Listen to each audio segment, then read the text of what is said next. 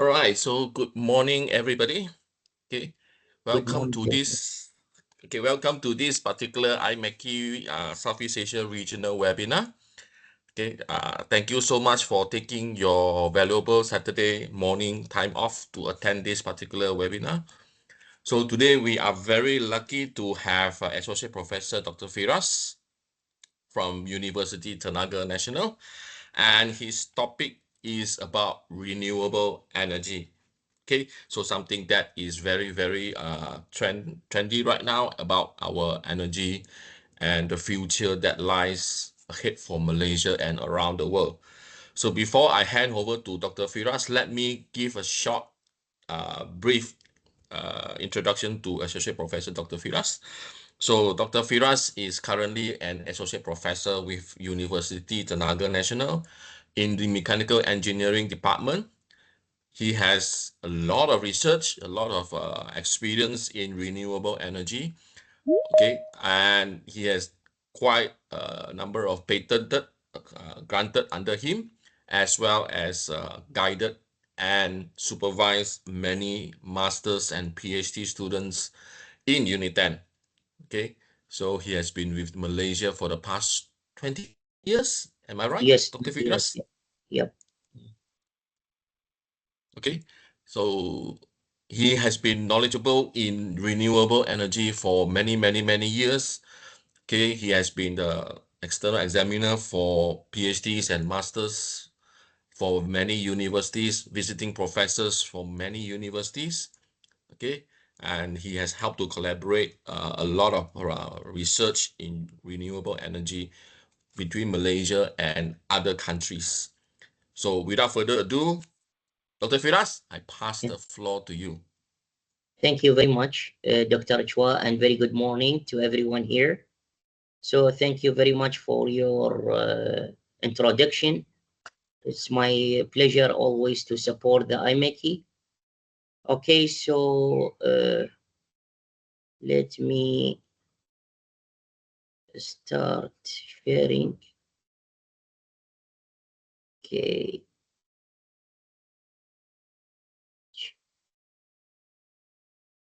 okay, so okay. Okay, today we will deep into the one of a very attractive and the hot topic for mostly of the researcher and the interested learners, which is about the renewable energy innovations transforming our future. This means my main focus will be firstly on the international wide. Then I will focus on Malaysia, where we are now, where we will be within 10 years, okay, towards the 2035. So if you ask me today, we will go through some objectives and what will be the target by 2035, as well as for sure we will be highlighting the main key renewable innovations, as well as the role of the digital and AI, as mostly of our works nowadays franchised with AI. Later on, for sure, we have to talk about the renewable energy policies and to talk a bit about the roadmap towards 35. And to the end of this presentation, we'll share with you some successful stories, and we trying to conclude by get your opinion and the feedback on the future of renewable energy. So when we're talking about the renewable energy, for sure we should have some objectives, which is common between all of us based our understanding, which is firstly to cut the emissions, which is mostly to reduce the carbon emission, as well as to integrate the technologies, as we have many technologies around and how can be integrated together, as well as by the end of the day, for mostly of us looking to enhance or to boost the efficiency to maximize the energy output with minimal waste. As well as all of these three objectives can direct to strengthen the energy infrastructure, which is without it we will be unable to enhance the efficiency or integrate the technologies as well as to cut the emissions. So based upon your left-hand trend figure, so you can figure out that the temperature around the world is keep decreasing, and this has become very obvious for all of us. If you have been recently to Middle East countries, you can see that or you can feel that the temperature it's reached to above than 50. If you compare nowadays temperature with the last 10 years, is totally different. It increased almost 3 to 4 degrees, which is a strong indicator there is a climate change, and it's become obvious for all of us. And this, if it will keep continue if without taking any rapid actions. And we have, I believe, signed many agreements. One of them, it was the Paris Agreement regarding cutting of the emissions, but by looking for renewable and sustainable solutions. And the other things, which is the most important, which is need to be taken into account, is the energy security. Okay, how we are going to secure the energy sectors and what we are producing, as well as to avoid all the cybersecurity issues and so on. So as maybe some of you have gone through this one before, that some of the countries around the world, like US, they have target for the carbon-free power sector by 2035. China aims for the renewable energy to reach to 50% of its power generation. Okay, this is only a plan. Okay, this is the target. As well, Malaysia being awarded with 2.2 gigawatt in the 4 LSS tenders and released MyPER, which is the Malaysia Renewable Energy Roadmap to expand renewable energy and decarbonize the electricity sector by 2035.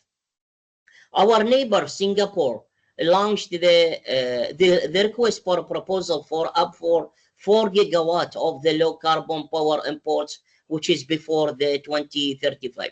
So what I can conclude here, there is an actions, okay, there is towards renewable future, towards 2035 by some of the countries. Okay, first of all, when you're talking about the renewable energy, what it will came to your mind, as well as you for sure it will be on the solar technology innovations.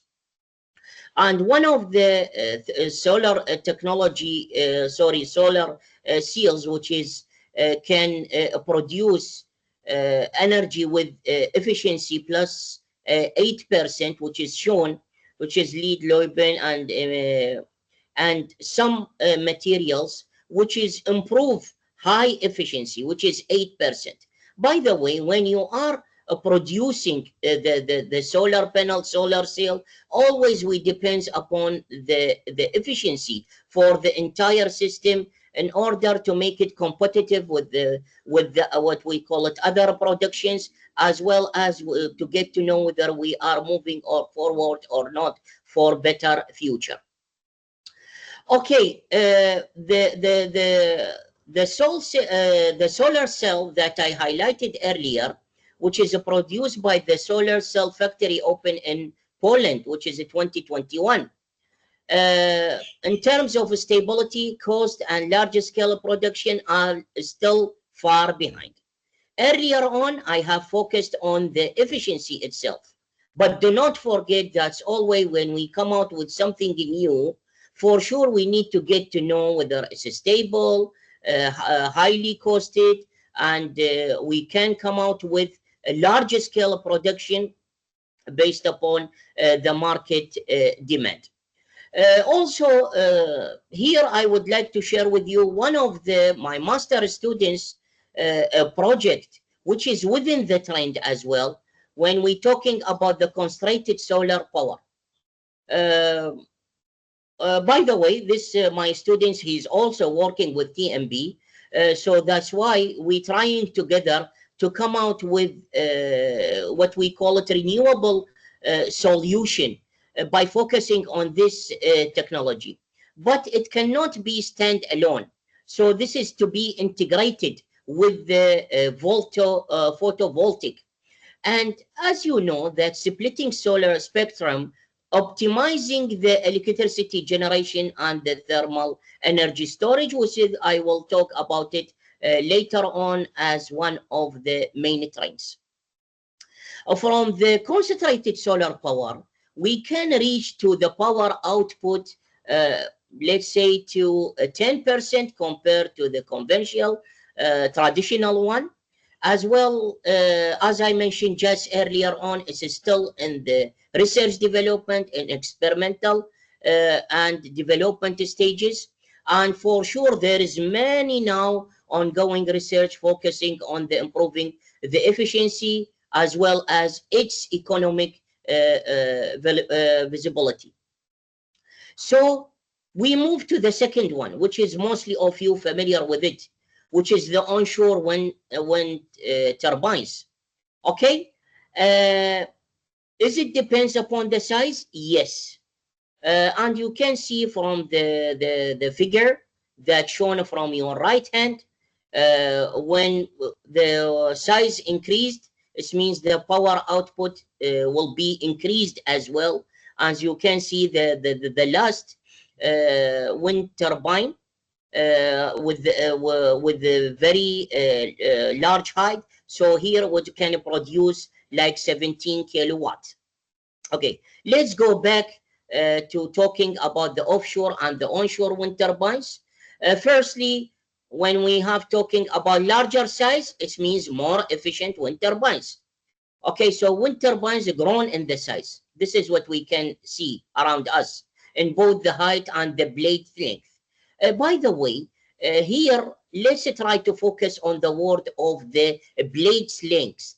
Blade length here is playing the major role here. As you know here, the speed of the wind here in Malaysia, it's not exceeding maximum like 4 meter per second. So we should try to find solution for such a critical problem by playing with the geometry configuration.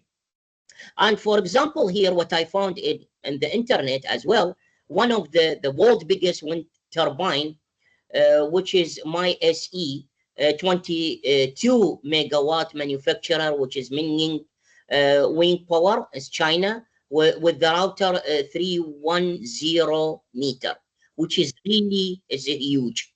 Okay. Also here, all of us familiar in Malaysia with the term of bioenergy, okay, and the biomass. The algae biofuels here is still in the research and the development phase. It means very limited production and with some pilots project and small scale productions. And in Universiti Tenaga Nasional, there is a pilot projects on the biomass. But as I have mentioned earlier, it's in very limited production output. So if we move to see about further to connect it to the previous one, which is to solar energy, to the wind. Nowadays is the most common and the hot topics when we're talking about the smart grid. What is the meaning of a smart grid? Okay, what is the main purpose of a smart grid? So the main purpose, which is obvious to all of us, that improve the way electricity is delivered and managed. So we have many sources of renewable energy as shown in the figure. Let's say we have the solar panels, we have the wind turbines, which is all connected to one database. This one should be monitored and allow communication between the power supply and, as I said, mostly of them renewable sources and the consumers. And here, since we have the data center in between, so the system should be equipped with the sensor and automation to monitor the energy flow and detect the problems. It means, as we talked earlier, it's more to condition monitoring system. And when we go to the smart grids, it means we are looking for more reliable and sustainable with the renewable energy integration. It was our target from the beginning. So in any what we call it projects, that the project should have the sustainability keywords or fundamentals, as well as to allow us to integrate it between all the renewable sources. Okay, so let's move further to compare between what we had yesterday and what we will have today or tomorrow. And what you can see here, that we have replaced the few large power plants with many small power renewable sources, such as the solar, the wind turbines, the biofuel that I have talked. It was very centralized. Now we move to the decentralized by ignoring the boundaries. We move to from the lines on large on the pipelines towards the small scale transmission and the battery storage. So it was from top to bottom. Now it's become both direction. So based upon the sensors that we have it from the database to the renewable sources, so we can receive the capture data, processing it, and then it's feed it back for the control purpose. Then it was more to passive. Now it's become active, which is participating in the system. And you can see that mostly of like the technologies now becomes smart. Let's say for the individual house, you have the solar on the roof. At the same time, you save what you have produced from the solar panels on the battery. And the hot topics as well nowadays, it's to optimize the energy in the batteries, choosing alternative types of the battery, more to the green battery as well. Okay, so let's move towards Malaysia. What we have here, the smart grid Malacca has integrated the solar farm, which is the roof solar panels, the smart meters, EV charging stations. This has become obvious everywhere. And the battery system via the energy monitoring system dashboard, which is shown on the screen. And Tenaga National Berhad developing the distribution system operator to enhance the flexibility of connecting the multiple energy sources I have highlighted earlier in my previous slides. I have mentioned before a while as well the condition monitoring and control.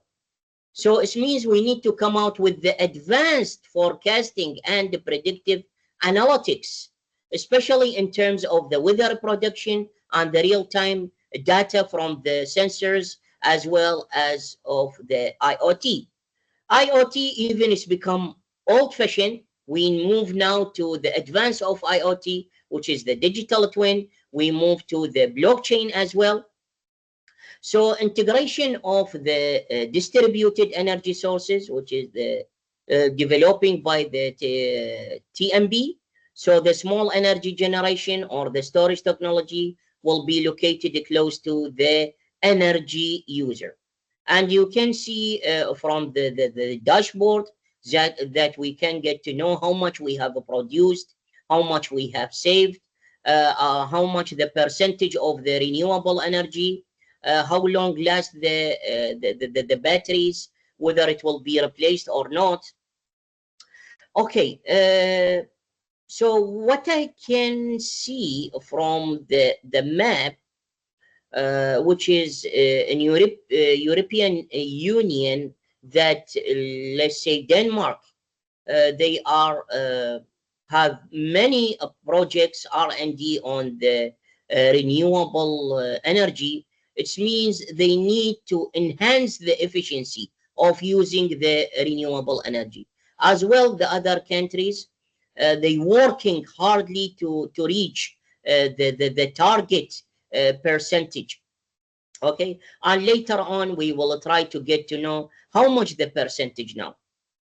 Have we reached to 20% or not?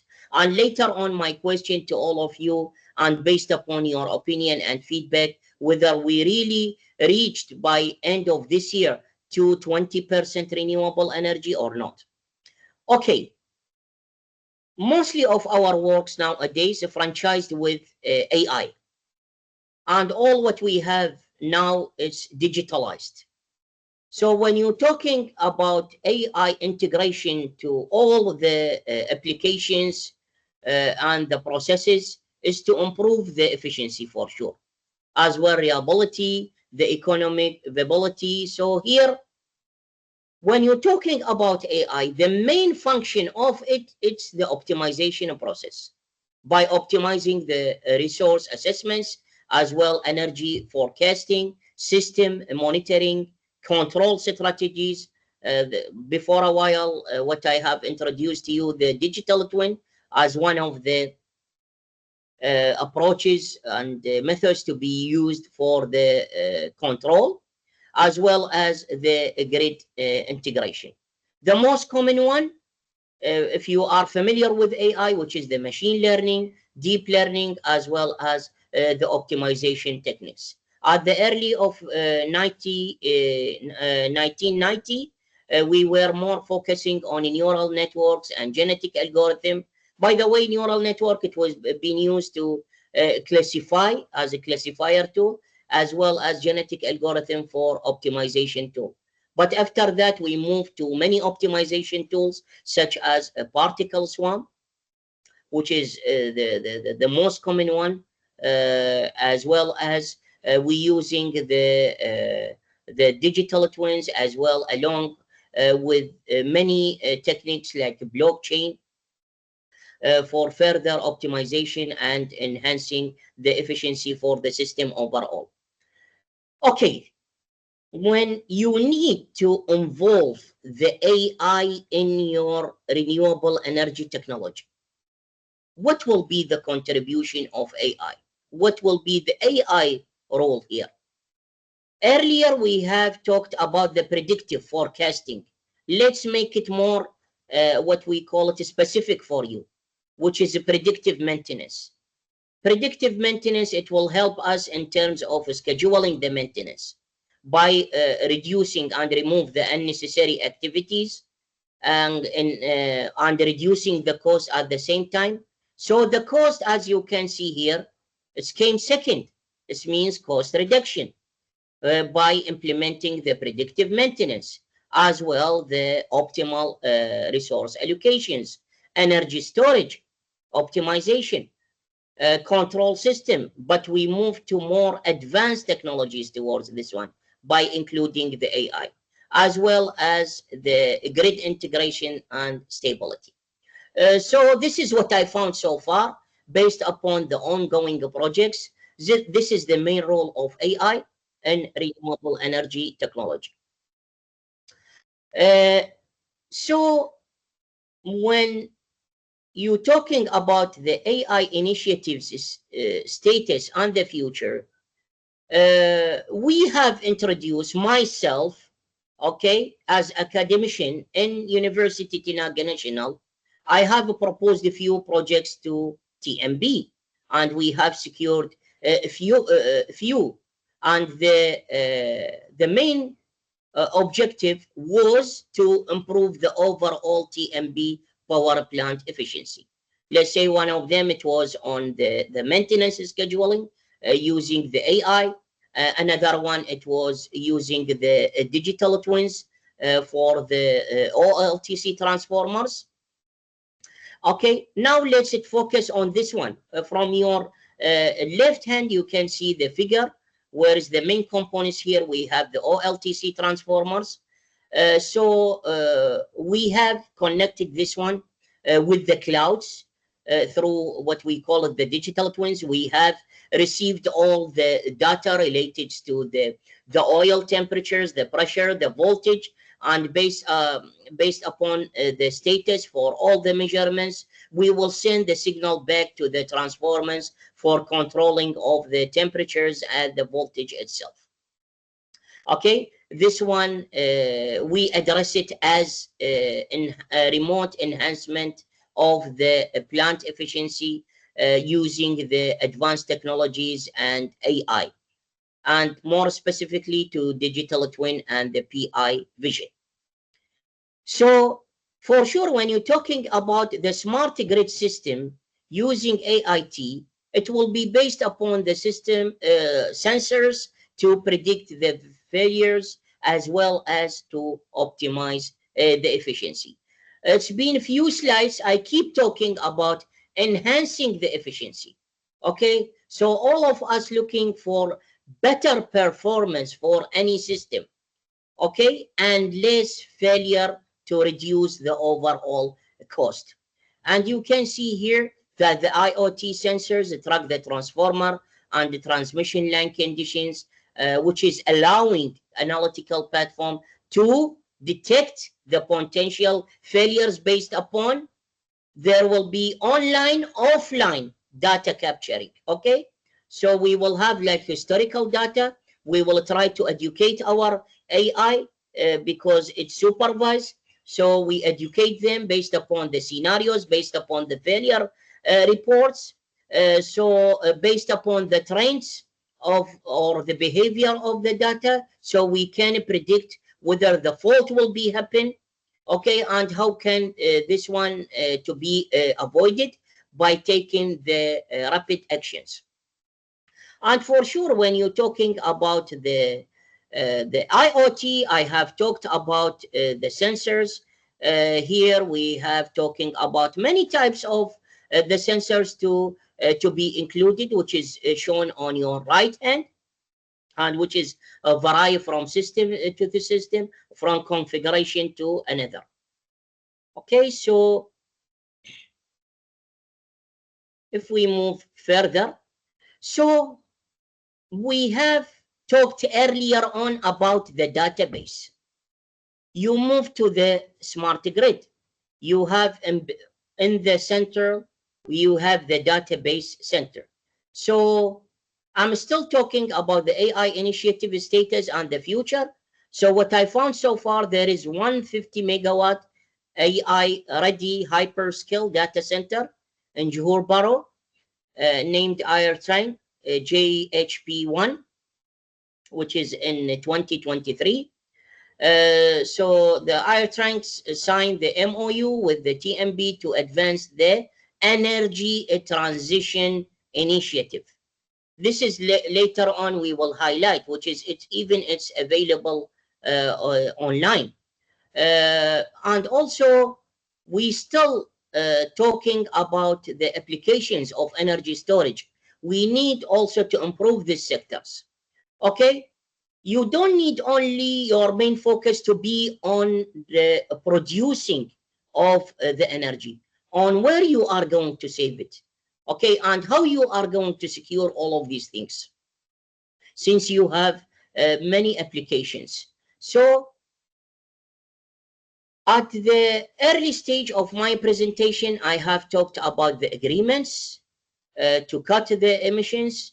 So mostly of you familiar that the one of the famous agreements, it was the Paris Agreement, which is the regarding the climate, which is being signed in 2016 by over of 194 countries to limit the global warming to below 1.5. I don't know whether we have achieved this one or not. This is what I'm going to ask you later on, and based upon your opinion, as well as the European Commission's plan by 2022 to phase out the Russian fossil fuel imports in response to the energy crisis. As well, in China, there is the 14th five-year plan for renewable energy by reaching to 50% from 2022 to 2025. Okay, as well as we have the MENA Energy Investment Outlook by United Arab Emirates. The target is 44% of generation by 2050. And you can see that mostly of the countries, they have their own target and they working to make it happen. Okay, so if we move further, as just now talked about the National Energy Transition Roadmap, which is being announced in Malaysia by 2023 to shift from the fossil fuel to the green economy. That's why all of us here and all the sectors working hard to make it happen, okay, by 2050. And by the way, this is available online. Maybe if you are unable to access to it, we can share it with Dr. Chua, and later he will circulate it with all the audience. Okay, so now let's talking about the projects.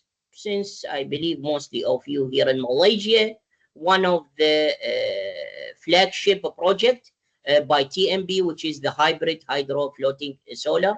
By the way, this project's on phases, correct?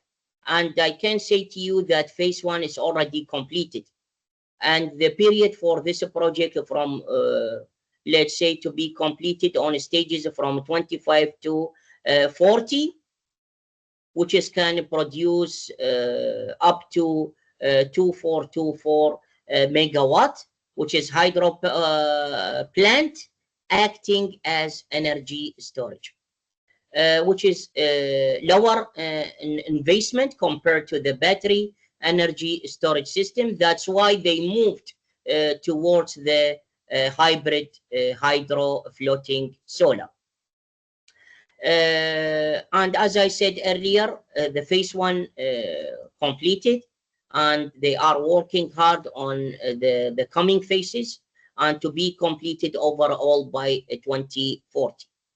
Okay, the other one, the solar park, now it's become everywhere, especially if you're traveling, let's say, for example, from Kuala Lumpur towards Terengganu through the Karak Highway, you can, especially before the Gambang, you can see there is a lot of solar park, which is centralized large-scale solar, which is developed, co-developed by TMB in partnership with the small media enterprise, cooperatives, and the state economic developments. So that's why there is many, what we call it, solar parks around, and per across 5 sites to per site, we can be up to 100 megawatt. The operation, some of them to be by 2026, and some of them even still under the development.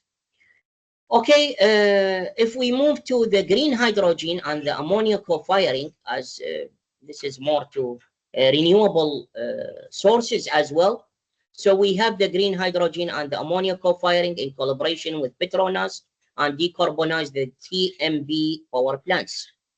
So when I'm talking about the ammonia co-firing in the coal-fired power plants, it means I give an example about Jima S Power, as well Manjung 1 and Manjung 4. What I can confirm here now that phase one being completed and expected implementation, it's after 2025. Okay, the roadmap, what we can get from the roadmap. So based on the Malaysia Renewable roadmap, it's commissions to support the further decarbonization of electricity sector in Malaysia through the 2035. And this means from the green curve that we have, that we having the new capacity target. Okay, it's very important to us, and you can see we keep increasing this one. It was like earlier at 8,000 megawatt, moved to 11, then 12, and now we can say it's to 17, almost 18k megawatt. So if we check back on this one, okay, sorry, okay.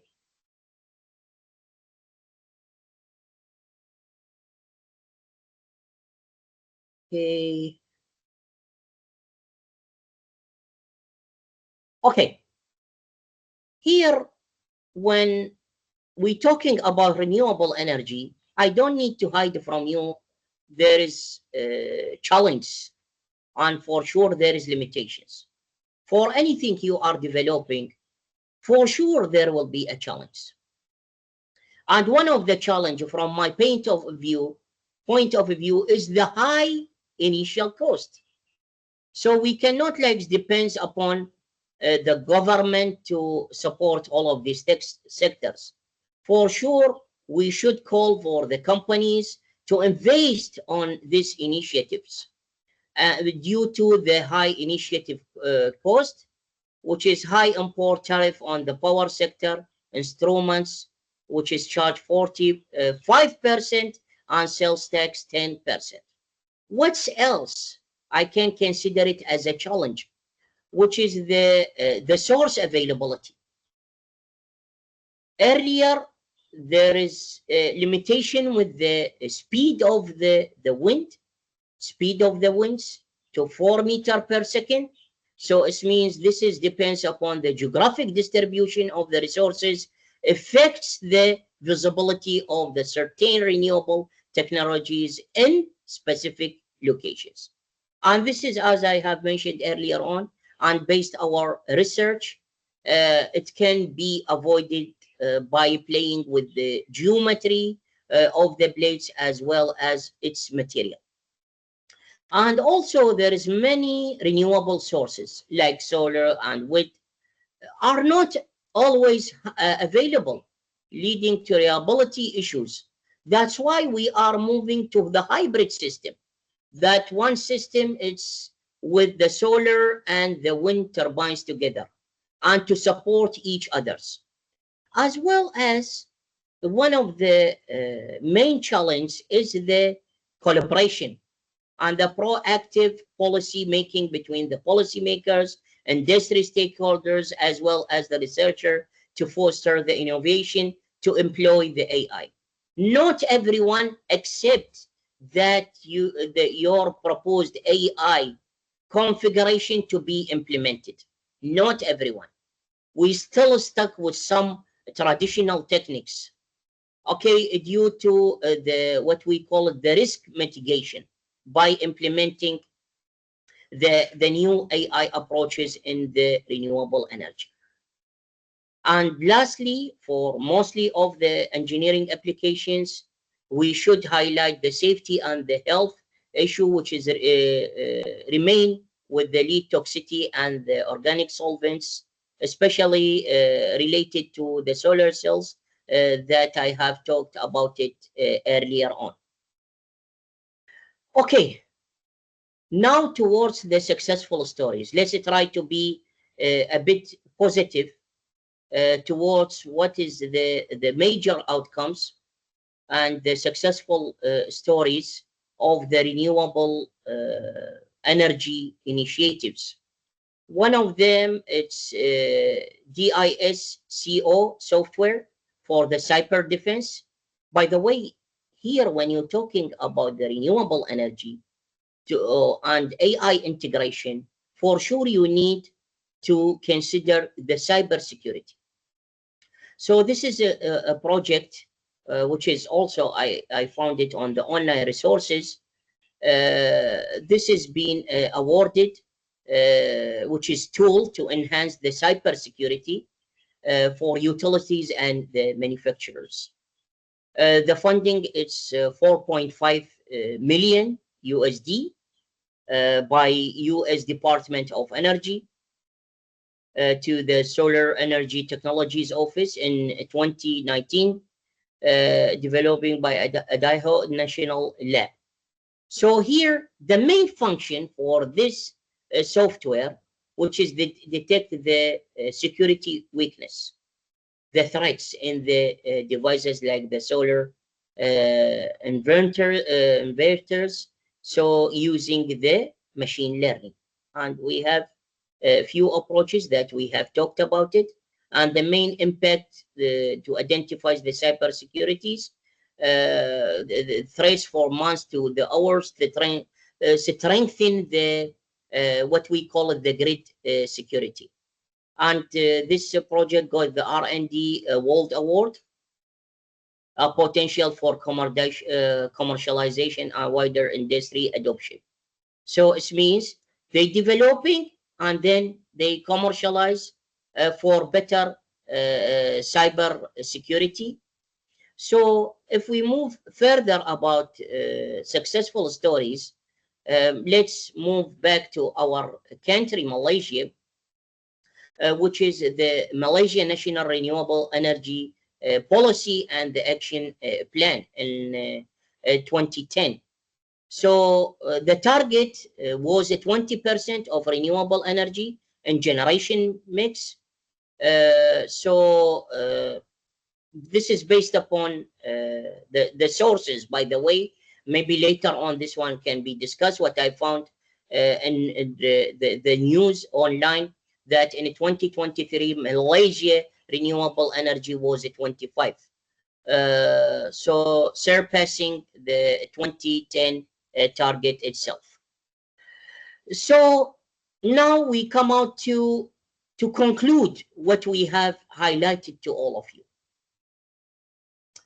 So based upon the stories, based upon the adopted technologies, what we found so far, that the global move towards renewable energy is vital. It's the energy transition need gradual adoption. It's not push button. You need to invest a lot. It's need to be implemented through the phases. It may take years to reach to the efficiency that you have targeted.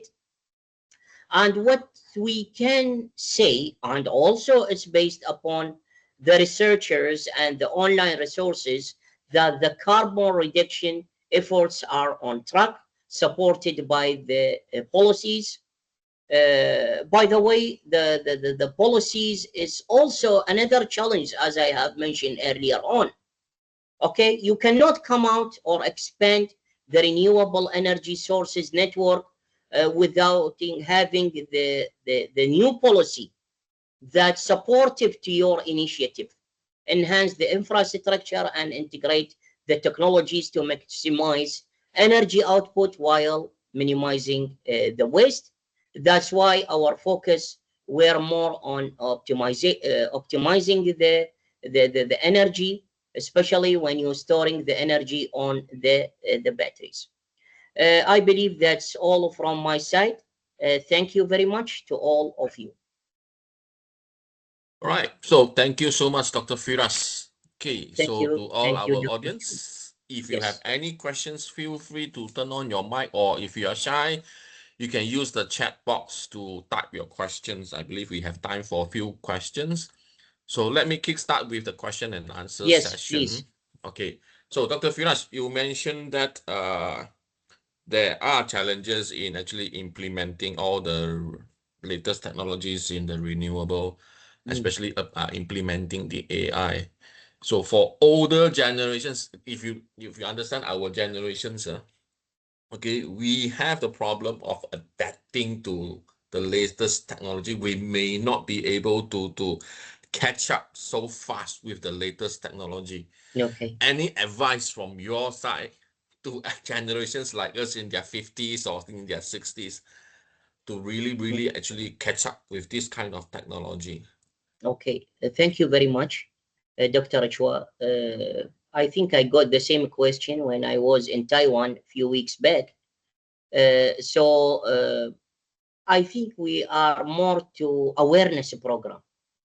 This is the most important. Let's say, for example, the EV technologies. Okay, not everyone like accepting these technologies because they are more. They always looking for the negative aspects. Or there will be explosions of the batteries or whatever in terms of the fuel conceptions. That's why should invest more on the awareness program about how AI can be adopted, as well as like you have seen today, I have shared with you successful stories. If you have gone all of these successful stories, you become more confident to adopt the new technologies. Otherwise, you are afraid about your system to be hacked or what we call it to be demolished or whatever, all of these things. So I would suggest more towards the awareness program first before we moving step forward. Okay. Okay, so my second question. Yes. Okay, so you're talking about like Malaysia. You mentioned just now quite a lot of the LSS, the large scale solar farm. Mm, So I was previously working on this LS, some basic research, fundamental background study on those lah. So that one definitely requires a huge piece of land. Okay. mm, So when we want to talk about like sustainable development and all this, in order for us to really go into having like this large scale solar farm, we need to clear quite a big piece of land just for that. Don't you think that we are actually so-called aiming to achieve sustainable development using renewable energy, but then we in the same time we are actually destroying the environment just for that? Isn't it like contradicting one mm. another? Yeah, very sensitive question. I can Yes. believe this one. Uh, as I have mentioned just now, for sure there is policies, and the policies I'm talking about the law. Hmm. If you are breaching the laws through all of these projects, for sure, even you cannot start with these projects. For sure, they have taken into the accounts all of this, the green areas, correct? The green Mhm. areas that you are destroying it with the your solar farm and so on. But I believe mostly of the companies who's invested on this one, they have promised the governments that to be still green. You can see by planting also some kinds of plantations around, and do not like destroy the huge jungles and so on. This is I believe one of the points in the policies. And whether really they are doing the good for all of this one, I'm not aware, frankly speaking, because it's very sensitive question, and for sure the government will not allow for such if it's destroying all the green areas. Um, Here, because Malaysia is green, but if you're talking like to Middle East, the Hmm. countries is more to the desert. So Desert, it's yes. not effect that if in the desert I will establish such kinds of solar plant. Okay, so I believe should have some policies regarding this point. Yep. Okay. All right. Okay. So one last question from me, Mm, maybe from the audiences. Please feel free to ask after my questions. So my last questions is about the whether it is the solar panel or even the wind turbine. Okay, especially in the the solar panel. So we all know that this solar panel, they have their own shelf life, about 20 to 25 years, if I'm not mistaken. And we all know that they are, as you mentioned in one of your slides, the chemical, the lead toxicity, all these things when they were being produced at the time. So over the years, let's say 20, 25, 20 or 25 years, when their efficiency, the solar cells or the solar panel, their efficiencies has already degraded into, how to say, no longer efficient in producing energy. So these solar cells or solar panels has to be, how to say, Recycled. Yeah. yes, recycle. This is Do we also main have issue. that Do you know, Doctor? technology? Yeah, Do we yeah. have in Malaysia that technology? Because I believe the first generation of the solar panels is about coming to the end, if I'm not mistaken. Should be Yes, around this correct. time Yeah, already. yeah. I'm always talking about this point. Yes, correct, Okay. correct, Can you tell me, because I want to know about this one, because my knowledge is that the first generation of the solar panels or the solar cells are coming to the end already. They have to be recycled around. Do we correct, have that correct. Yes. technology to, yeah, can you share this This is more on one this? of the policies that we have Mm, talked about earlier on. mm, Any company to come out with its solar farm should have at the same time factory for recycling. Otherwise, how you have cut the emission? We will back to the first cycle, which is means we if we have reduced the emission by 20%, after you finish the life cycle for the first 5 years or 10 years, and you need to recycle it, and you just throw it like that, mm, this means we again now we are contributing towards the carbon emission, correct? And this is the same with the EV cars. mm-hmm. Everyone now fighting to buy his own car, but but after 5 years you need to disposal your battery, correct? This is more Yes. solvents, chemicals, whatever.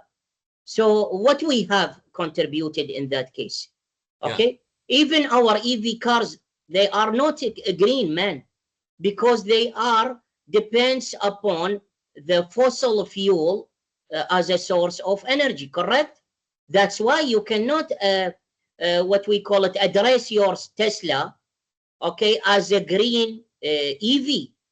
Mm, Okay, only in one case, that you have charged your Tesla from what you have produced from the solar panel on your roof. mm. So I'm totally agree with you. This is all the projects that been already completed, and also the initiative ones should consider into account the recycling. Okay, otherwise there is no point of having all of these projects where we have invested a lot. All right. Okay. So thank you so much. Thank you Any very much. questions from the audience? Feel free to ask. Anyone? Because I think we have five minutes. Anyone? I'm more than happy to answer any question, please.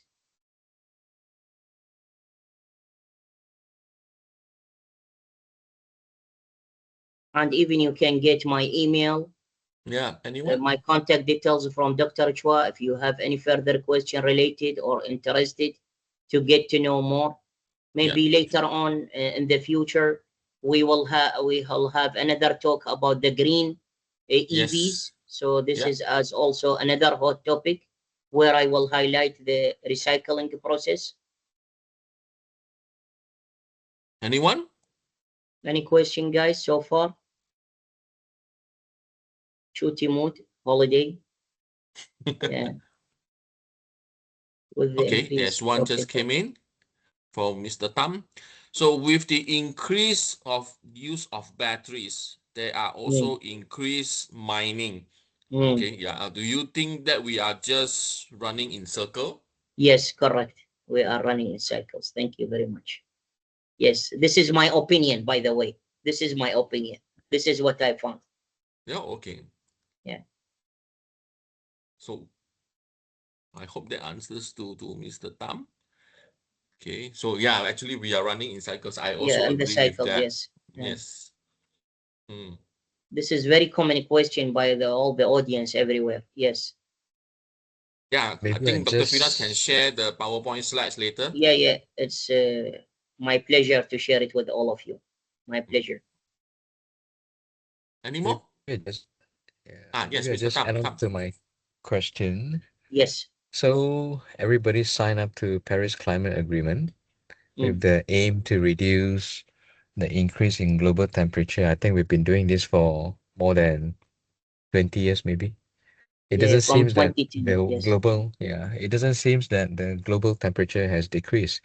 That's Yeah. because everyone who believes that all these renewables are green is actually not, because we are still using a lot of oil and gas to do mining, for example. And Mm. the circularity of batteries, even the wind turbines, after its expiry of the shelf life of the blades, Mm. it's not there. It simply doesn't have a circular economy to recycle all these materials. So it means that we are actually causing more harm than good with all these renewable energies, don't you agree? Even when people talk about hydrogen, we use fossil fuel to generate hydrogen.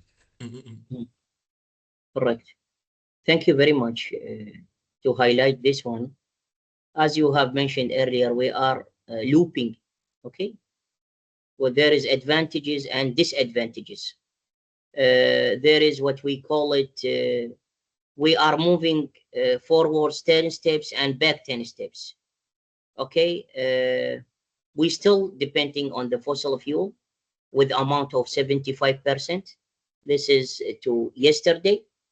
Okay, only few countries in the European region, they are really depends upon the renewable sources. But as I mentioned earlier on, if you increase more on the projects of the renewable sources, you need more investments. So I think why we are in the circle because of the policies to be taken by all the countries. Let's say, for example, you are following, you are doing exactly what you have signed in Paris 2016, but the other countries they don't care, okay, about the emission and whatever. The pollutions is over there, which is they contributed to the contribution pollutions like 70 or 80%. So how we ensure that the what we call it, the climate change will stop or even become better? This is really a challenge, especially for all the countries. And myself, I believe this temperature will keep increasing. I've been here in Malaysia 20 years. When I arrived Malaysia, I still remember it was raining every day, correct? Now it's rarely to see it's raining. When you're saying it's raining season, it's not like before. There is no raining season, man. It's raining like 1 hour and goodbye. That's all. So this is it's so the climate change is become obvious everywhere. Thank you very much. Thank you, Mr. Tam and Dr. Firas. I totally agree with what you mentioned about the climate change. Mm. I grew up in the 70s and 80s. I still remember the temperature at that time in Malaysia is still very cool at that time in the 70s. Okay, the sun was not scorching like what we have right now when I was a children. So that was the thing. Okay.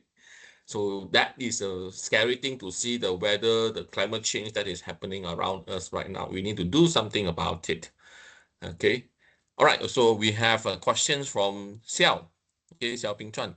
So it reads like this. In your opinion, is renewable energy and Paris Agreement really on track to save the global climate or really lead the world towards more greener? Please also taking consideration of the life cycle and disposal of all those renewable energy components. Okay, thank you very much for the question. Let's take it part by part. Mm. Okay, from my opinion, whether this agreement is successful or not, I said not. Okay, so based upon what I can see around. Okay, so whether maybe some of the countries really taking it seriously, Malaysia taking it seriously, I can see. some of the countries, Singapore and so on, but some of the countries not. If you have been to some of the third world countries, we don't need to name it, you will get shock on the pollution ratio and so on, Yes. where that country itself, they were one of the countries who signed that agreement. So it means it's only signature on the paper. Okay, and I don't know whether on how they review what we call it, the actions by the countries on these agreements, and what will be the penalties if not. This is, I'm not aware about it. And when you're talking the second part about the life cycle, yes, this is very important. I think all the what we call the manufacturer in terms of coming out with the solar panels or EV batteries, being asked to come out also with the factories for the recycling. Okay. Uh, by the way, recycling with large scale, because if you're talking about one solar farm with 100 megawatt, this means you need even months to recycle such big, and that's why it should be on stages by recycling the solar based upon what we call it, its own cycle life. So for sure there will be connections between what we are producing and what we are recycling in terms of this is all the renewable sources. But I'm still, again, I have a doubts regarding this one, and I hope we are around to see on how they are going to recycle it all. Okay, otherwise really it was wasted of resources, wasted of what we have invested on. Okay, thank you very much. All right. Thank you to Mr. Xiao and also to Dr. Firas. There's another questions by Amirul. Okay. So he says that he has seen a video lingering on the social media about a guy that produces oils, okay, from plastic. Mm. He wants to know your opinion on such Okay, thing. thank you, Amirul. Mm. Frankly speaking, I didn't go through this video, but I don't know which kinds of oil being produced from the plastic, and this is, I believe, to some of the chemical process. And I don't know what will be the impacts. As you know, when you're talking about producing the oil from the plastic, it means I'm talking about what we call it toxic things, okay, toxic reaction. And whether this one consider renewable or not, a doubt about this one. If you have the link, so I will go through it, and even I will answer your question in details. So thank you very much, Amirul, and please keep in touch. All right. So thank you so much, Amirul, and also Dr. Firas. Okay. Yes, Any more please. questions? We can have time for one more question if anyone has.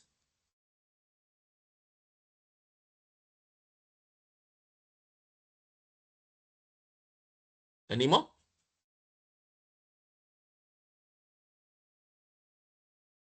All right. Okay. So if no more, so can I have everybody turn on your, how to say, camera so that we can have a group photo?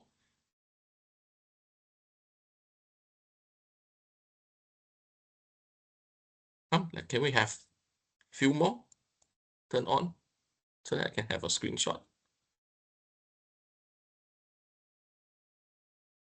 A smile.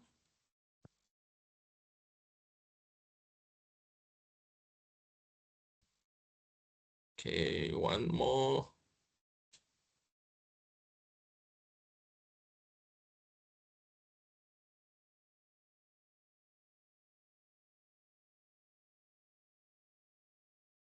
All right. Okay. So thank you so much. Thank you very for much attending this to session. everyone. And Thank you, Dr. Chua. Thank you, all the audience. Thank you. Okay, Okay. please share you. my email with all, if you don't mind, Dr. Chua. I'm more than happy to be well connected with all the audience if you are interested to learn more. Yeah. And thank Okay. you for such a great opportunity. Yep. Thank you so much. Okay. So for audiences, so do take some time to fill up the very short feedback form that I share on the chat box. If you cannot find it, I will put it together with the e-cert email that I'm going to send next week. Okay, so please do fill up the feedback form. Okay. All right. Okay. Thank you so much, and Thank you have very a much. great weekend ahead, everybody. Thank you. Thank you.